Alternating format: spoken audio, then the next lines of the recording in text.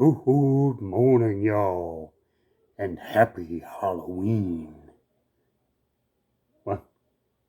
What do you mean it's not Halloween?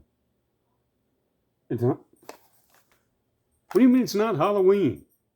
Then what the hell is it? Oh, Valentine's Day. Valentine's Day. Get the fuck out of here, dog. My bad, yo. So, everybody got their wives, their little chocolate candies and flowers and... Why? I thought you loved your wives, your girlfriends, your significant others. Why would you give them this crap when you can give them the gift of upgraded firearms? My personal favorite. And if this dog didn't get the hell out of here, I'm going to take one of them to her.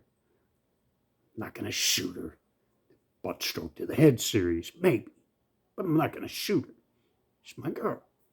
So, this... Yeah. Because, you know, we ain't all high-techy around here. So this was my wife's AR. Really basic. M4 type configuration. Magpul. A2. Just crap. So,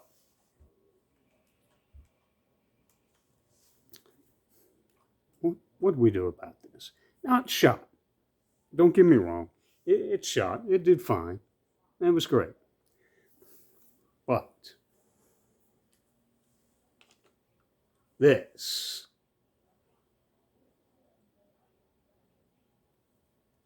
and yes, it's pink. Hey, as long as she puts out, she can do whatever the hell she wants with her rifle, including blue and pink.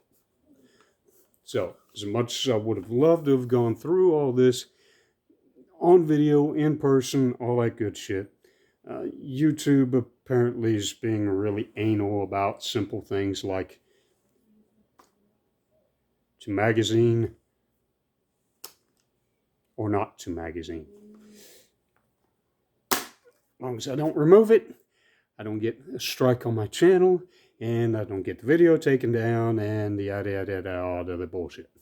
So, let's kind of run down what we did. So we still kept the same upper and lower receiver. Now, originally, when I did this, and this is still Magpul stock, Magpul grip, but when I put this AT3 M-Lock rail in pink on here, what I had done was I took and I removed the standard A2 gas block with the integrated front sight. I put on a low profile gas block. I was able to keep her gas tube since it's still a mid-length system, but I kept the barrel. Now, you can do that. The barrel, of course, for the A2 is pinned on the gas block. Now, what they have to do, for those of you who don't know, is they have to actually drill through the bottom portion of the barrel. Then they run the pins through there, and that's what holds the gas block in place, as opposed to using screws, like your low pro gas block, like this one has. So I did use the original barrel at first, and I got it gassed properly. The problem was it wouldn't stay gassed. And the reason for that being, I was going to show you, but I don't feel like digging the barrel out. The reason for that being that where these screws for the gas block go in to the barrel is right where one of the grooves is cut for the A2 gas block. Because of that, it wasn't letting that screw get a good grip. So the gas block was actually turning as I was It was turning, rotating, and shifting as we were firing. So the gun was becoming less and less reliable. It wasn't gassing properly, so the bolt wouldn't come back all the way. It wouldn't lock back, or it would lock back on the next round and not. It's just all kinds of craziness. And before you knew it, every 3 rounds, I'm having to charge it, and just stupid shit. So what I did was I went ahead and I replaced the barrel. This is a Diamondback barrel that I've got in there now. It is still mid-length gas system. So I gave her some really cool pink Lancer mags. Now, of course, you can see translucent. This mag is loaded. However, you may have heard it, but YouTube, you didn't see it. We are clear. So, ambi charging handle. And honestly, just some cheap little piece of nothing that I got. But she wanted it trimmed in blue, so we got it trimmed in blue. The Swamp Fox Tri-Hawk, I've illustrated this in prior videos before I painted it. Now, this is anodized paint. And let me tell you what a pain in the ass anodized paint is to work with. So, when I built and painted my rifle, of course, too cold to go outside, so I painted indoors. Now, there we go. So you can see how it's a nice even flow pattern, right? So the paint that I used, it's just regular paint. It's Rust-Oleum camouflage paint. It sprays nice and smooth and even, so that even a jackass like me that can't spray paint worth crap without lines and running and all sort of other bullshit can look like a pro. Now, once you get to this anodized paint, you can see these big blue splotches on here. Okay, I don't care how much you shake that damn can. That's actually how the paint comes out. It comes out in big splotches. And it's because of that metallish content that you really can't see too well.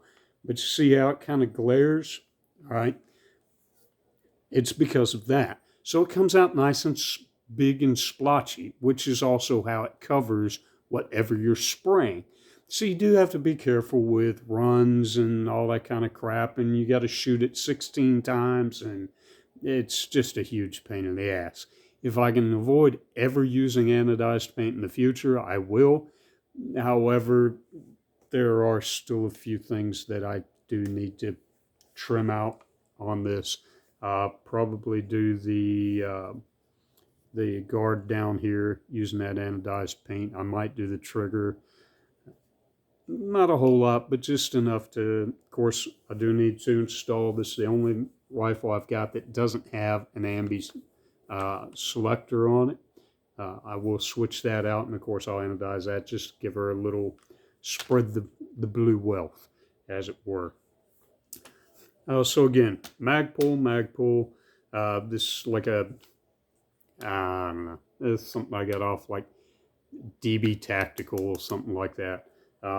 Swamp Fox Tri-Hawk, which is actually a really great 3x prism optic. This one, it comes with a green or red reticle. I went with the green just because green is the color that the eye sees easiest. Now, it does alert on red faster, but it actually sees and locks on green much, much better than what it does red or even blue. Blue.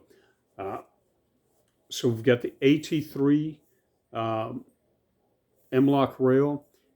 AT3, I really like the rails. They're really inexpensive. They're really light. I've got one of their quad rails on my rifle, which is really how I kind of got onto them. Then we go to the Strike Arms muzzle device there. Yes, I actually painted the muzzle device. A lot of people don't recommend it, but I figure, fuck it. It's her rifle and she puts out. So whatever she wants, she gets. Um, this is the J Comp. It's reviewed really well. I haven't shot this yet, so haven't seen what it's going to do. I have shot it since changing out the gas blocks, so I do know that it fires and fires properly. And you know what? A lot of people talk shit about blingy rifles and all that, and frankly, I do too, just because I'm not a blingy rifle guy. But you know what? If you want to chrome yours out, if you want to do the whole thing in gold plate, you know what? It's your money, it's your rifle, more power to you and your cat, your Second Amendment rights. And as long as at the end of the day, the damn thing shoots, who gives a shit? Ain't nobody tell you what to do with your toys. Okay? And that's how that goes. So this is our upgrade.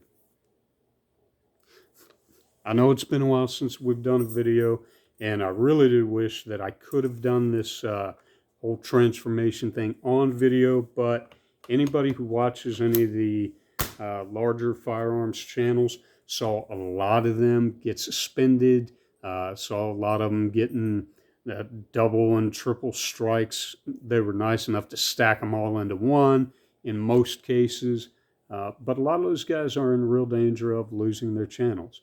And why? Because there's a lot of people out there that don't like you, they don't like me, and they don't like us having cool toys to be able to defend our homes and our families with. And as long as they can nitpick and find some way to dampen our spirits and trample on our rights, well, that's exactly what they're going to do.